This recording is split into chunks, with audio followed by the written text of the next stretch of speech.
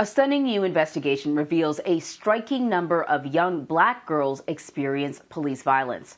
Nonprofit organization The Marshall Project dug into 6 major police departments across the nation and found nearly 4,000 children experienced police violence from 2015 to 2020, but almost 800 of those were black girls, roughly 1/5 of the total. It's a concerning statistic because these often traumatic encounters have long-lasting effects.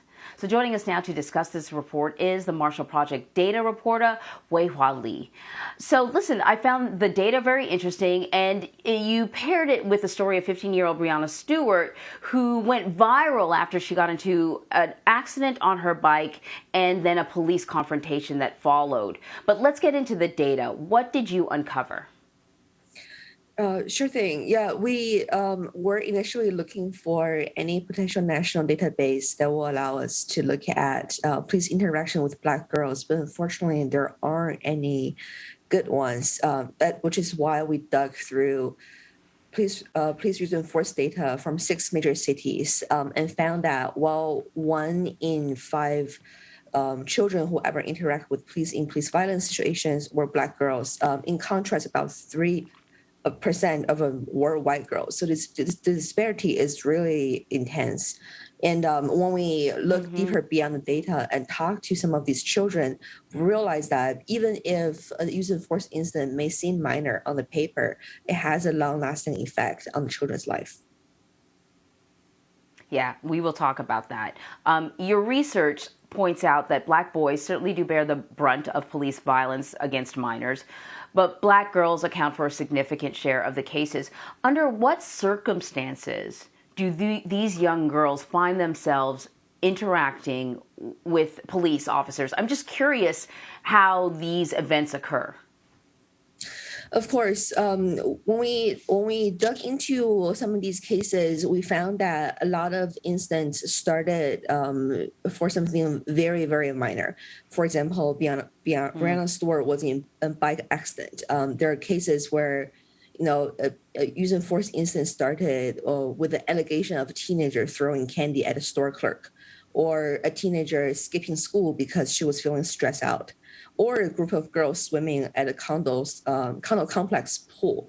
And when police showed up, a lot of times things got escalated very, very quickly and have led to, very unfortunate incidents where these girls were pepper sprayed, handcuffed, pushed on the ground. So very few of these incidents started in something that is actually violent.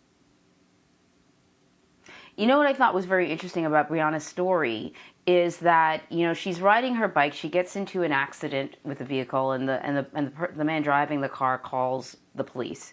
And you can correct me if I'm getting the chronology sort of wrong, but she remembers that her mom, who is white, has warned her about interacting with the police. Don't interact with the police unless you have a parent there.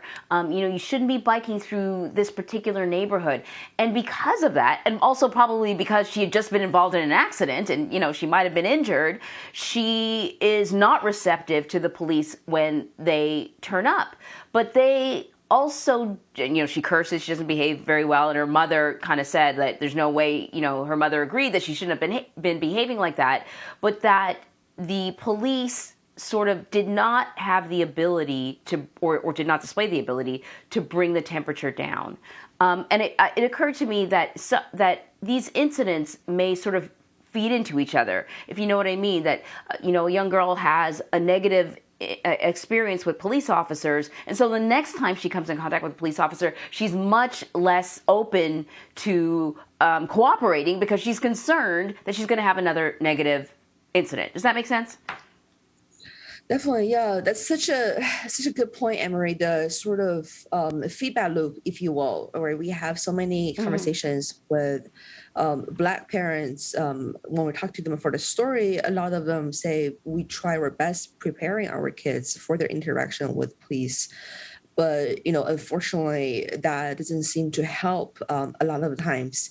What we found while investigating for the story is very few police departments actually have policies when it comes to using force against children.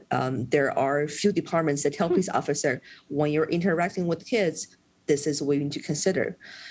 We also learned that Black boys and girls are more likely to be perceived as older than they are and less innocent comparing with their white counterparts, which could be a possibility of why we're seeing such a disparity in what kind of children receive police use of force. It's an unfortunate situation because you're precisely right. When we talk to these girls after the incident, them and their parents all say that they really question authority right now. What's their role of police, whether they are there to protect them. So it's a heartbreaking situation for sure. Yeah. So you just touched on something, because the question I had in my mind is why, and you touched on something that we've known before, that Black children are often viewed as older, and you point out often viewed as less innocent. So these are kind of biases that individuals may have, that police officers may have, or witnesses may have.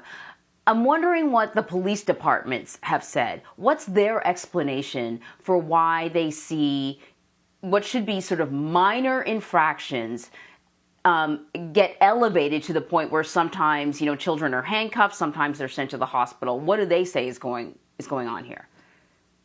That's a very good question. When we reach out to some of these police departments, many of them say that what the police officer did were justified. In police training, police officers are almost always taught to take every single person as a threat. The scenario often will play out in police training with the trainer saying, if you don't do this, you're dead. If you don't do that, you're dead. They have a dangerous job for sure, but at the same time, we also heard police departments defend their officers' action by saying, this is not, the type of violence used on these children are minor. For example, in New Orleans, even though every single girl who's received police violence in the past 5 years are Black, the police department told us that these are minor incidents where the child were handcuffed or had a gun pointed at them. I think there is really a disconnect between what the police perceive as serious use of force and what the children feel, because having a gun pointed at you is scary. Even though the kid is now physically hurt as a result of the incident, it will cause long-lasting trauma in their lives. And we heard so many stories about that too. Yeah, let us talk about that, because Brianna was sort of a great example that this one incident kind of derailed her a little bit. For sure. Yeah, she referred to this as such a life-changing event. She was in school. She had hopes of obtaining a sports scholarship and going to college and hopefully joining the Army one day. When we talked to her for this story, she's still in Hagerstown, the town where she grew up, and were pepper sprayed by a police officer. She's living in her parents' house, and she attributed to this event as something that really made her question what is possible for her in the future, and it sort of labels her in the town as the girl in the video who got pepper sprayed by police. When we talk to other girls who have been involved in use of force incidents who the police hurt, their parents said one child, for example, had to sleep with a weighted blanket on top because they would wake up at night. There's so many stories about how something might seem minor to begin with, or it may seem minor in the data set, but when you dig into the mental injury to these children, it's really profound.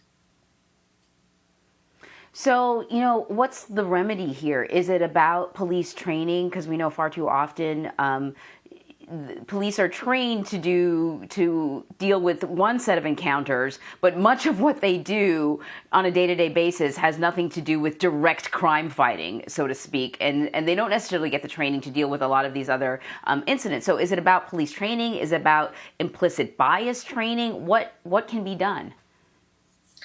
That's a really good question. I think all of the above.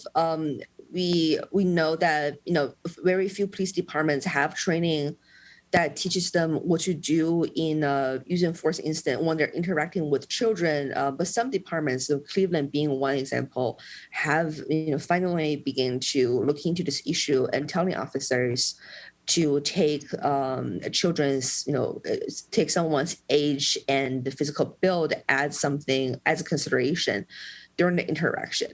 I think another important issue is for police officers to learn, useful tactics to de-escalate situation. When we talk to people who train police officers for precisely these kind of interactions, they say, a lot of times tools that police have are just not that good. If you say the words calm down to someone who is in distress, like Brianna was, it almost always will backfire because it's not effective. So we have a long way to go for sure. Yeah, definitely. Weihua Li, thank you so much. My pleasure. Thank you.